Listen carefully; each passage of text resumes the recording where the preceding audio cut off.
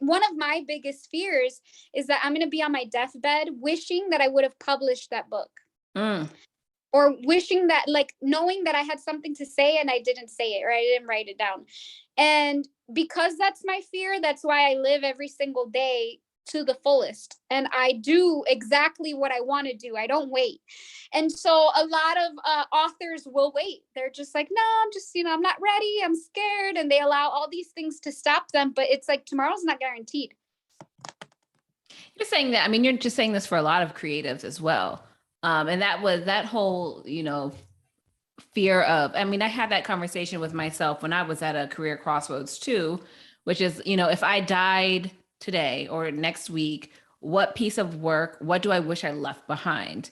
And what came out through dozens of different situations was, I really want to give women a platform to share their stories. I really want to talk about the diversity and the complexity of how women are just breaking barriers all around the world, and we don't even know some of these stories. So that question is a big question that helps you, answer for me at least, and it sounds like for you, where some of your creative and then professional energy should be spent.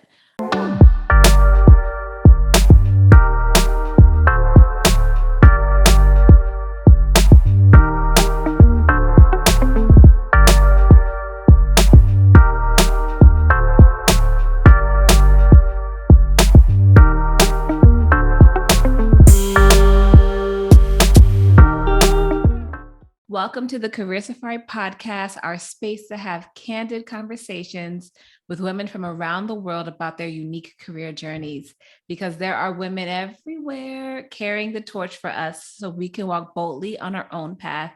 And I'm your host, Wamita. And as you know, there's some changes afoot. You should know this by now, but reminding you, you're still able to listen to our torchbearer stories every month and get the shot of inspiration you may need. But now we're also on YouTube. You can catch our full-length interviews on our YouTube channel, Career Safari. So come subscribe and join our chat. But today, it's time for this month's torchbearer. She is an author, a speaker, a book coach, and founder of the Book Publishing Academy, which is a program for aspiring authors. She's also hosts her own podcast, the Janine Hernandez Experience. She is a mama by way of Colombia and New Jersey, now living in Arizona. Our torchbearer this month is Janine Hernandez. Welcome, Janine. Hi, thank you so much for having me. I truly appreciate it. Oh, awesome. I'm so happy to have you here. All right, let's just I like to always start with what's the name? What name did you choose for your career safari? The name that I chose is Light, being the light in times of darkness. The light? In times of darkness, yes. Ooh.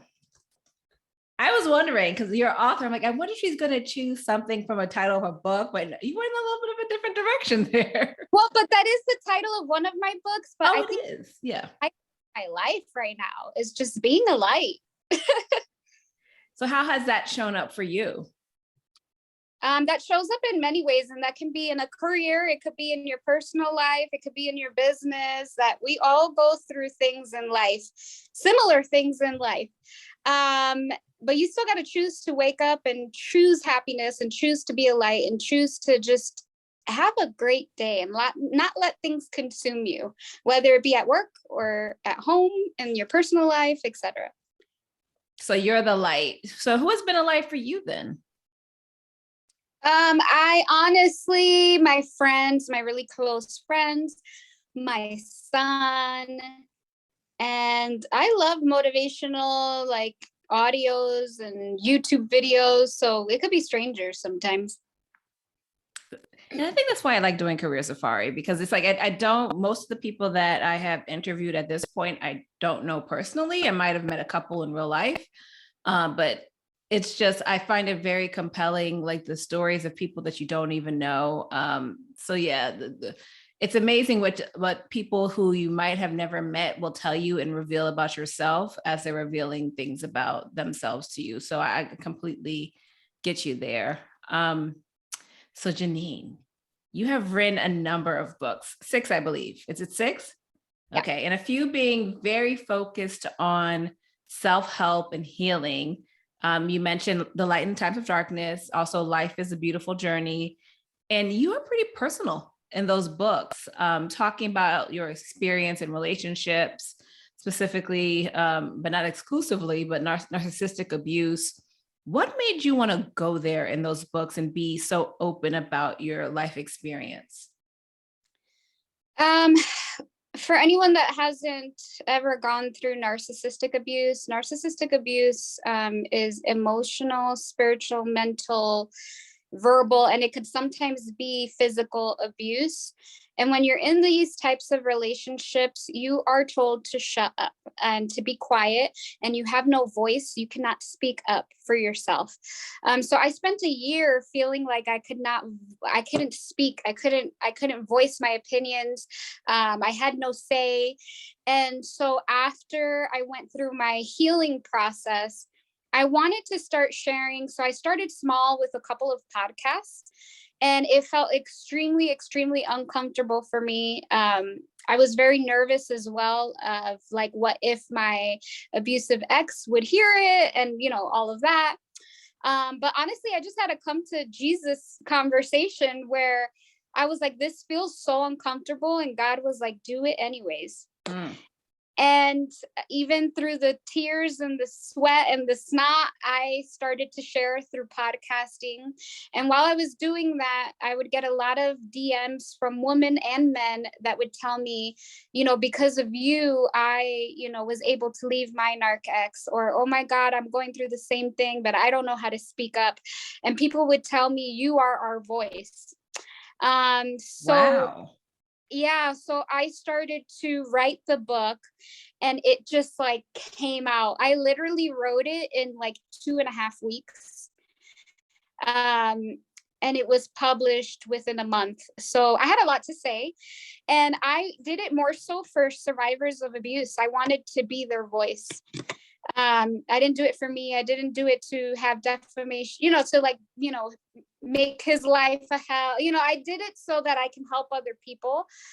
And it was an awesome experience. So I finally got to speak up. So it sounds like you were in the middle of your own healing journey. And then you kind of landed on people who were in the thick of it themselves. Am I hearing you correctly? Yeah, it was very, very interesting how it all worked out. Yeah. And so do you talk about that in both of your books, or is it one specifically? Because if someone wants to hear about your journey and healing after narcissistic abuse, which book would you recommend? That one would be The Light in Times of Darkness. So in that, we can go as far or not as deep as you want to into this conversation, but in that time, because, I do want to recognize there are people out there that are still in the middle of this or experiencing it. What are some of the signs that you noticed that you were in an abusive relationship? I was being verbally abused. So even the smallest of words, like shut up, or you're stupid, or you're dumb, sometimes we overlook those because, oh, they're just normal, but no, don't ever let anyone disrespect you. The smallest of words are powerful. So I started to see the verbal abuse. There was a lot of control. There was a lot of manipulation as well, and like downplaying me. I'll give you an example. So I would like to think that I'm very successful. So if I was on the news, sharing my book and like so excited, he would say, yeah, I mean, you didn't wear the right dress. It was always something. Something was never enough. So it was just a lot of like feeling unworthy, because it didn't matter what you did, this person would find something to nitpick and to make you feel bad. It goes way deeper. There's a lot of gaslighting, a lot of like, well, that never happened. I didn't curse at you. What are you talking about? And so you start to feel crazy, because you're like, well, did it really happen, or am I making this up? So yeah, those are some of the signs of a narcissistic relationship.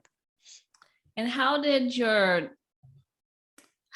was your like creative writing process during that time? Were you able to still write? Were you like, where were you in the terms of where your career was going at that point? I was extremely depressed, so I was not writing. There were days where I couldn't get out of bed. I was in bed in tears. There was a lot of times that I contemplated this life because that person made me feel like I was nothing.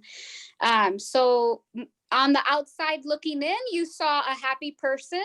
And mostly because I had an intern and she was posting for me on social media. So everything was business as usual. But if you knew me, you knew that I was in bed. I was depressed. I had lost 15 pounds. I was very unhappy. Mm. So what was the turn? What made you say enough is enough? I think a person knows when they are ready. And usually it's something so small that makes you just kind of wake up. But I had gone through verbal abuse with him for about a year. And it took one last time. We were on the phone at like 3 o'clock in the morning. And he cursed at me. He said, "Go the F to sleep." And when he said that to me, it just like the light bulb went on and it was like, ding. And in my mind, I was like, okay, I'm done. That was it. That took that one time. And I was like, I'm done. And that was it. I blocked him and I never spoke to him again. Damn. It literally took one time. So it's weird because you can go through the abuse over and over and over and over. And then just one day you're just like, okay, that's it. I'm done. And it could be the smallest little thing. Like, you know what I mean?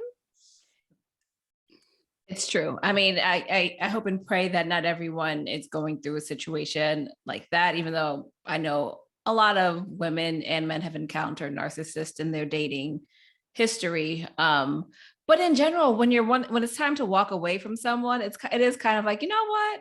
And they say that about women, like, you know, when we're done, it's just like, oh no, we're done. We're done. Like, this is not a game anymore.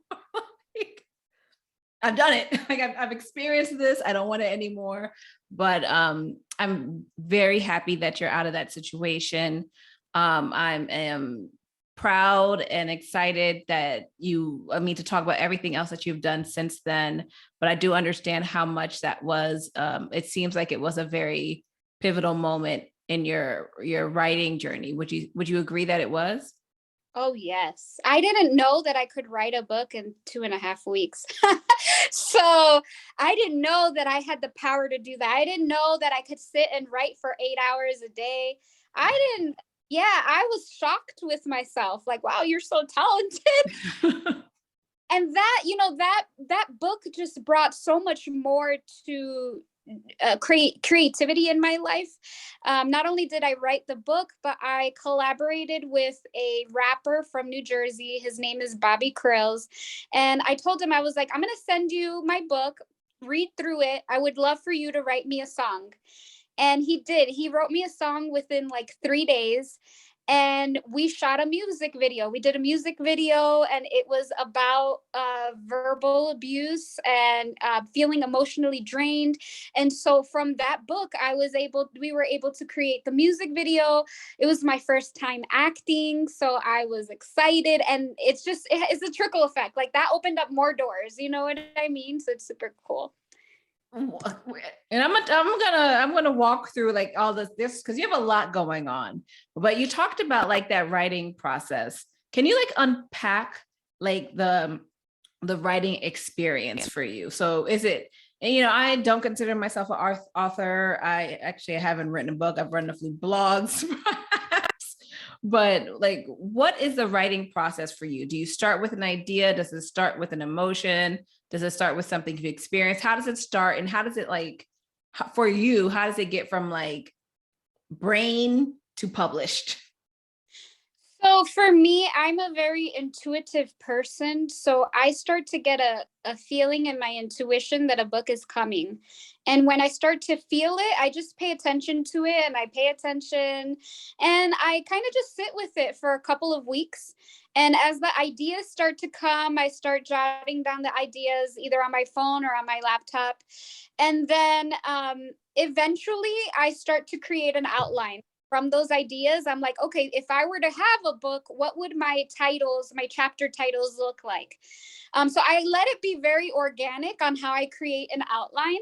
And then once I'm ready to start writing, I don't go in order. I just pick, like, today I feel great and I want to pick chapter 5.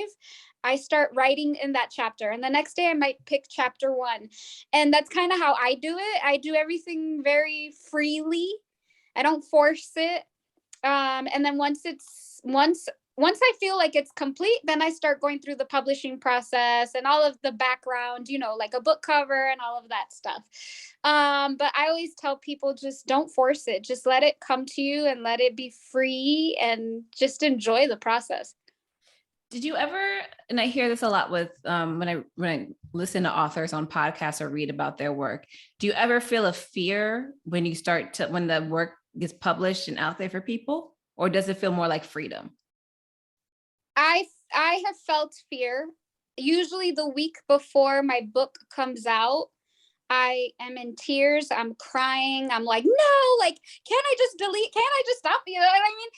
And it's because I think it's just a fear of like, oh my God, I poured my whole heart out and now everybody's going to read it. So I do have a fear moment of like, OMG, you really did it. But once I get over that, I'm fine. It's like, oh, I can't stop it. The world's going to read what I wrote. So I have that little twinge of whenever I put publish on the podcast, my heart drops. And I'm sharing other people's stories, but I get worried, like, oh my gosh, how about if I didn't tell their story the right way? But there's something about that, like, for me, that like publish, but freak the heck out about it. And I ended up like slamming my laptop down and like running to a glass of wine right after. Yes, I mean, I tell authors that even though I've written 6, I still feel the same way. So I just tell people, just get used to the process. That's going to happen. And it's going to happen on book number 2. And you're going to feel the same on book number 3. So just embrace it. But you didn't always start off as an author. And I would also say like a convener of aspiring authors. You spent many years in the corporate space, correct? Doing human resources. Yes. Yeah. So what was that experience like? I mean, it was great. I started off in my career as a receptionist, and then you move up to administrative assistant. And in that, they teach you, a little bit of accounting, a little bit of HR. And eventually I convinced my boss to make me the HR manager. And then that's how I got started in HR management. And I loved it because I love the people aspect. And I love the fact that there's a problem, I could fix it. But it ultimately was not my passion. Books were my passion. So how do you convince your boss to give you a job role? Like, teach me your ways. At the time, I think I was an administrative assistant, and we had an office manager, but we didn't have an HR manager. And we didn't have an HR department at all. They had employee files, but it was like everything was just thrown in there. There was no organization at all. And so I literally just went to her with a list of like, this is what you need. We need to clean up these employee files. We need to have strategic processes. We need, you need someone that's dedicated in payroll. But, I just kind of laid it out for her and she hired me. Like, thanks for those ideas. This needs to be you. Yeah.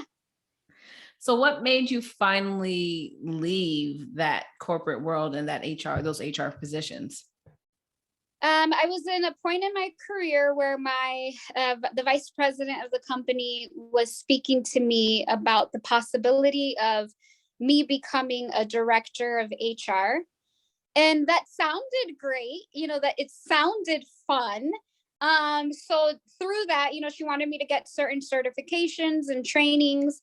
And once I was going through those trainings, I had no desire to even pass them. I was just like, I had no desire to study. It just did not interest me at all. And I really had to sit with myself, like, why do you not care about these certifications and trainings? And it came down to, that's not your passion. If you were passionate about it, you would be doing everything to make sure that you pass and that you learn the material. But I really didn't care, honestly. And honestly, I also saw how hard the vice president worked. She was working like, 100 hours a week. She was always on, and she was always stressed out. She was always stressed out. And I told myself, if I ever grow with a company and I'm going to be that stressed out, it better be my own. And so, for real. yes, once I came to that realization, it took me about 6 months to walk away. I started to save money. And then me and the company, we were just going in different directions, and it was time for me to go. So Wow. I've been the entrepreneur for ever since, almost 3 years. Wow. So would you say that this was the biggest career risk you've taken? Oh, yes. Because you don't have a constant 2-week paycheck. So you have to kind of figure it out. And you don't have someone telling you what you're supposed to be doing. You have to figure it. You have to create your own job description. You have to have time management. You have to create a budget. You have to do your own sales. It's a lot. So you kind of learn as you go. Was it scary for you to walk away? I mean, when you how you say it, because obviously you're very confident and it's been successful for you since you've walked away. Did you have that, like, I'm going to do this, I think it's going to be fine, were you that self-assurance, or were you like, what the hell am I doing? No, I was very confident in what I was doing. I trust myself. When I make a decision, I trust myself. And I also do trust that God's going to provide regardless. And I'm also a go-getter. If I don't have money in the bank, I'm going to go drive Uber or Lyft or sell stuff on Amazon. Like, I'm going to do something, right? Yeah. Go sell stuff at the swap meet. Like, I'll do whatever I can. So no, I wasn't at all fearful. I had also saved about 6 months worth of my salary. So I was prepared. Damn, girl. I was ready. You were ready. You were seriously ready. And the fact, I mean, you took a step back and you realized you weren't happy. Some people plow through that unhappiness, which ends up messing with their health, causing some mental health stress. But you recognized it. You put yourself in a position to say, it's time for me to walk away. And now 3 years later, you're doing a whole lot. So I want to like break what I saw down, and then you can correct me, because I'm sure there's things that I was missing. So you spun off to do a number of things. You have your podcast and YouTube channel, the Janine Hernandez Experience. You have the Book Publishing Academy. You have your books. So before we even like talk about all that and unpack that, what was the sequence here? So you walked away from your job, and then you're like, I'm going to become an author? No, I was already an author. I was already an author. I already had my business. And I also was already coaching authors one-to-one. And once I walked away from my corporate job, the pandemic, it was about 4 months before the pandemic. And I started to get this very strong intuitive feeling that I needed to go virtual. I needed to not do one-to-one consultations, but do group coaching online. So I started to work behind the scenes, creating my videos and creating my online curriculum. In the meantime, while I was doing that, I went from like 1 or 2 consistent authors to about 12. And wow. I got overwhelmed because doing one coaching with 12 people can be a lot. It can be draining, especially with something as big as a book. You know, it's a book, like a whole book. You know what I mean? So thankfully, right before the pandemic, I launched my online academy, and we grew from about 10 authors to over 75. Wow. Pandemic, because everyone was at home and everyone wanted to write a book. So that's kind of how that happened. Is I just listened to my gut and was like, okay, let's do online. And then boom, online was the thing. And it blew up. Clearly. Mm-hmm. But okay, this took a little turn I didn't realize. You already were an author while you were working. So Yeah. you had, so it was a side hustle at that point. But then you were working, there's so many questions back to back in my mind. Let me not stack them and let me just unpack this a little bit for me. Where did this author spirit hit you? Like, is it I know we talked about a little bit in your pre-interview. Your parents weren't authors or writers. You talked about your mom being a seamstress as well, but where did this like this writing bug come from? Myself. I've always, in school you write short stories, et cetera, write poetry. I have always been a writer. When I was little and we were in school, I would have notebooks with my friends and we would write letters to each other back and forth between classes. So that was one thing. And then I was always writing poetry. So by the age of like 9, I started to tell my parents, I'm going to write a book.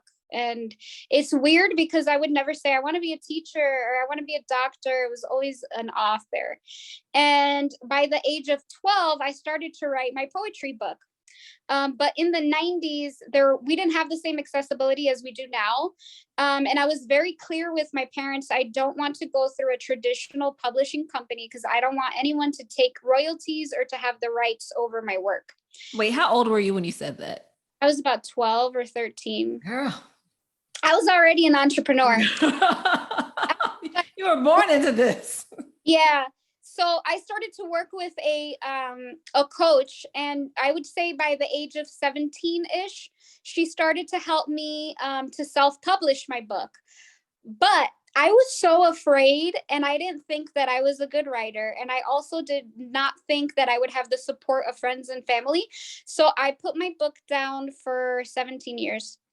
And yeah, and I didn't publish my book until I was like 25, maybe. So you took yourself, which applaud teenage Janine and preteen Janine for taking you that far, but you went all the way to the point of talking to publishers. You wrote the entire poetry book, and then you did not click publish. You did not say publish. I even copyrighted the book. The book was copywritten. The only thing I needed to do was click submit, and I wouldn't do it. Oh my. What were your parents saying? Nothing. I mean, when I was younger, they were pushing me to like, submit your poetry for this or do that. But then once I became an adult, they kind of just let me, they never really asked until I finally was like, okay, I'm finally doing it. And they've been supportive ever since. So you had that hovering there for what? It sounded like almost 10 years, almost. Well, since I was about 12 to 25, 13, 14 years, I don't know. Yeah. So it was there, looking at you like a blinking, like red light. And you would just ignore that feeling. You moved on to do the career stuff. Like what did you do in that time period with that? You just kind of just had it there?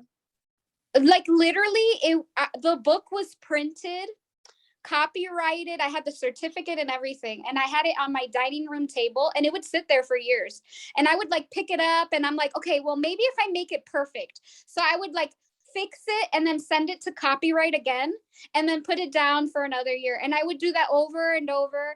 And in the meantime, I was building my career. I was in HR. I also did a little bit of academic advising for a university.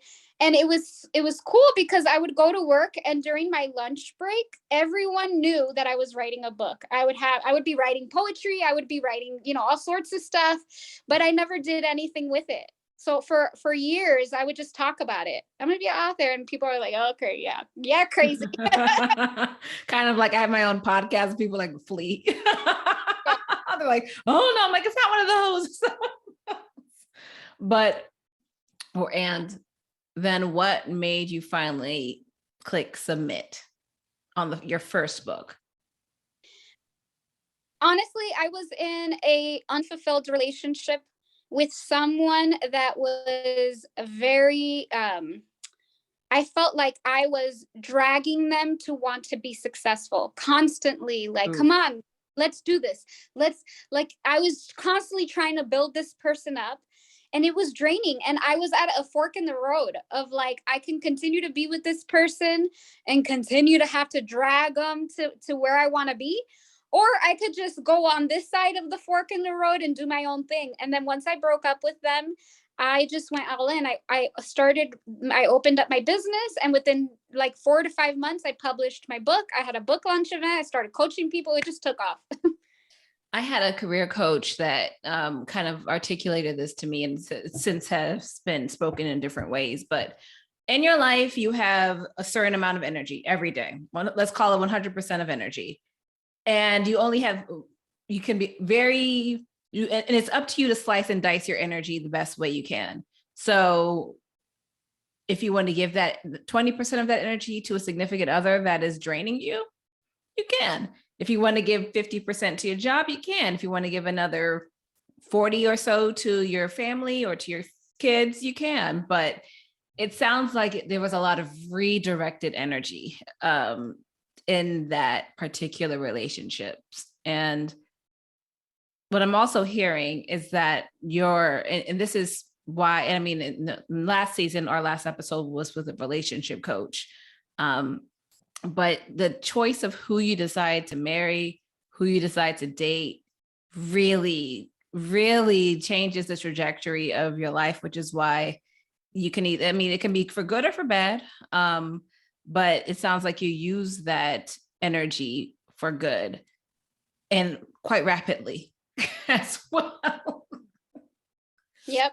Yeah. Do you have any advice for people who are in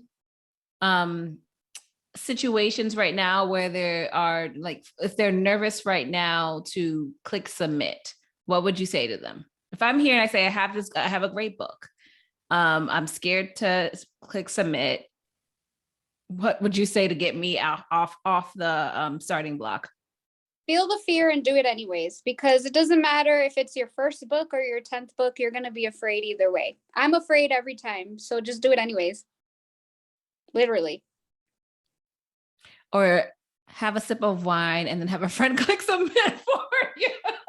Yes, have some wine and then do it.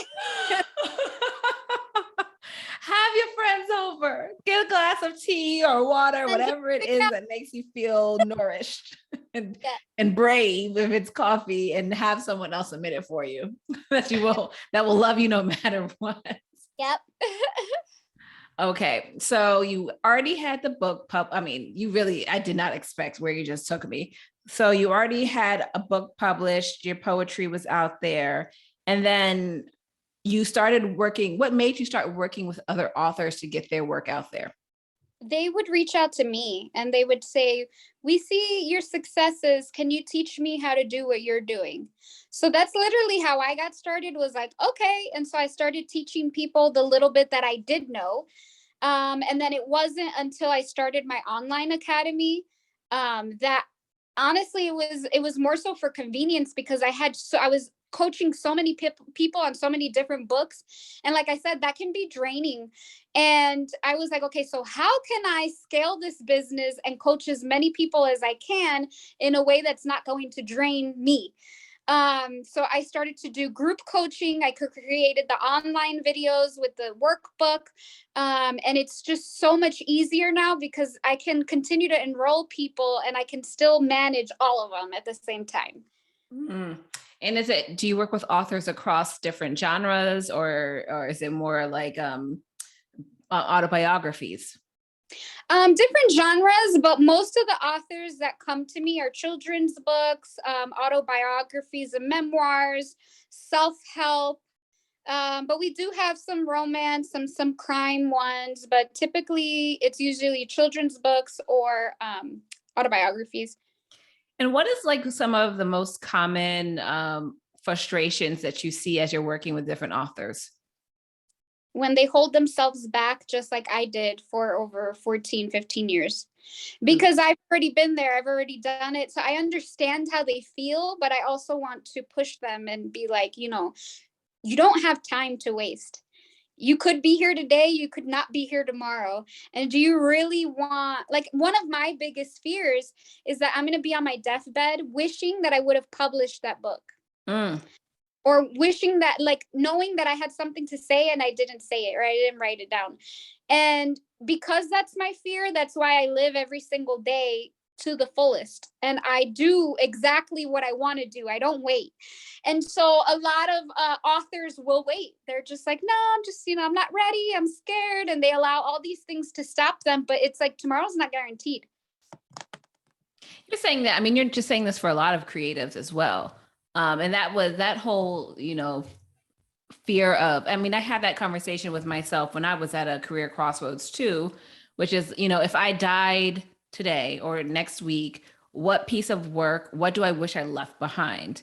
And what came out through dozens of different situations was, I really want to give women a platform to share their stories. I really want to talk about the diversity and the complexity of how women are just breaking barriers all around the world, and we don't even know some of these stories. So that question is a big question that helps you, answer for me at least, and it sounds like for you, where some of your creative and then professional energy should be spent.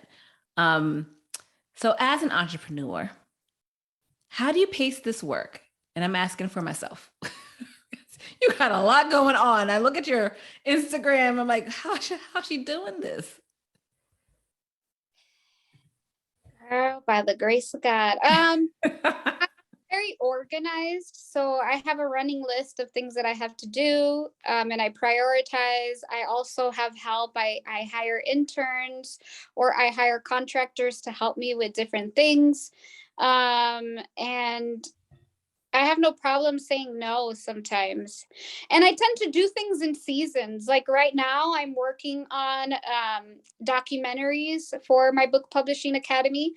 And then I do have a new children's book that will be coming out, but I'm pushing that back until about September. My next podcast season will be in the fall. So I tend to do things in seasons so that I'm not doing everything all at the same time. That's good. So that's the pacing of it, seasonal work. Mm-hmm. But is there any times where like amazing opportunities come and you're like, crap, I need to abandon this and go to that? Yeah, but I somehow figure it out. I've started to ghostwrite as well. So I have to, allocate time to do that. I'm also currently, I am doing some HR work. And so I never thought that I would again, but here I am, and it's something that I'm good at. So why not do a little bit of that? So yeah, I don't know. I just find the time. Do you feel like you're balancing it all well? I do think I balance it all well. Yes. I'm pausing to get some osmosis so that I can get some of that. Maybe your next book needs to be on how to balance it all. I don't know how to do it, honestly. Well, on top of all of that, I saw, and we were talking about it a little bit earlier online, you were recently doing something that looked so luscious. So all I saw was like meditation. You were surrounded by amazing women. It looked like you were on the beach. What was that? It just it seemed very serene. So I also host women's retreats alongside with my business partner. And so we host women's retreats about twice a year. And we were here in Denver, Colorado. We hosted one with 12 amazing women. We had yoga. We had a private chef that came and cooked all weekend, meditations, different workshops. Like, we had a blast. We went paddle boarding. It was so much fun. We had a great time. And you do that twice a year? Yep, twice a year. And is that part of your book publishing academy or another part of your business? It's just another part of my business, but I do incorporate book publishing into the workshops. See, and this is what I'm talking about, Janine. You're speaking very matter-of-factly about the fact that this feels like utter insanity to me. It's insanity. What? Another thing?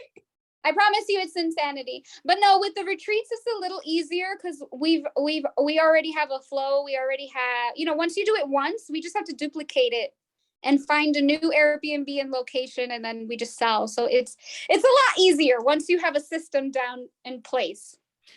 But it also sounds like you have built a core audience, and maybe you don't feel this way, but, do you feel you have a core audience and people that, know you well and know the type of work that you produce? Yes, I do. And sometimes you think that nobody's watching, but everyone is watching. Because sometimes I have people that reach out and they're like, hey, like, I know I never respond or comment on your things, but, one day when I'm ready to write a book, I'm coming to you. Or, hey, girl, you just inspire me. You know what I mean? So people are watching. And usually people come out of the woodworks. They just come out of nowhere and they're like, okay, I'm ready to write a book. And I'm like, I never knew you wanted to write one. So, yeah, it's pretty amazing. Was there a moment that you knew you were on the right path? Because, saying yes and saying I'm quitting, I'm done with HR, I'm gonna start my own thing, I'm gonna build this book publishing academy. You can know instinctually like this is right, but was there moments where you're like, oh, okay, this is the right path? I think I always knew. When I was 9 and I would tell my parents I'm going to grow up and become an author and this is what I'm going to do, I just always knew. I know that this is my path. So, who do you think you got that from? Or is that something you learned on your own? I think I learned on my own, and I'm also very I believe in living multiple lives, or so I do believe that I've lived on this earth before, and this is my second, third, maybe 10th time doing it, and that's probably why I'm so passionate about it. And I know because some people, it takes them forever to figure out what they want to do with their life, but I've always just known that this was it. So what's next for you? Well, I have been dabbling into the documentaries. We just launched our very first one a couple of weeks ago. It's called Becoming an Author, where we interview authors, their struggles, their pain points, and just share their journey on how they became an author. So we did our very first one. I'm super proud of it. It's available on YouTube. So right now I'm doing that, a lot of producing and directing film. And that is exciting because it's something that I never was interested in. But until I acted in that music video, I was like, oh my God, you're really good at this. And it's almost becoming a passion of mine as well. So I'm super excited about merging, the written aspect of book publishing, but then also the visual. Like I can show people through our eyes, like what it is like to become an author. So that's my biggest and latest project. And how can we find your documentaries? If you go on YouTube and you just search Janine Hernandez, you can find the documentaries. Okay, and all of that information will be on her Career Safari page as well. Pausing. Is there anything that you want to talk about that I didn't mention? No, I don't think so. Okay. The other piece of this that we haven't talked about in terms of balancing is the mommy side. So yes. How old is your son? He's 14. Is he an author too? I'm like everybody. Somebody has to be an author in your family. No, unfortunately, he doesn't like to write. He don't like to read. He's like, nah, I'm good. Oh my goodness. But how has that journey been with being an entrepreneur and having him? He's the catalyst that motivates me in everything that I do. And a lot of women make excuses that because of the kids, they can't do X, Y, and Z. But because of him, I do X, Y, and Z. And he's never stopped me. If I have to take him to a meeting with me, then I'll do that. If I have to take him to a training with me, I'll do that. He comes with me to events and helps me set up. He sells for me. Like we just work really, really well together. And I never use him as an excuse, So I make it happen. That's clear. Like it's clear to me, like you have a vision and you go for it. And that attribute is a strength of yours. And so not everybody has that. So wherever, in my world is God, that is a God-given gift. But to actually use it and apply it, that's also a different thing. So congratulations on how far you've come so far. I didn't know about your documentaries. I want to dig into them as well. So I'll spend some time this evening actually looking at it. So what would be your final piece of advice for women out there that want to do what you're doing? Believe in yourself, because if no one else believes in you, at least you believed in yourself.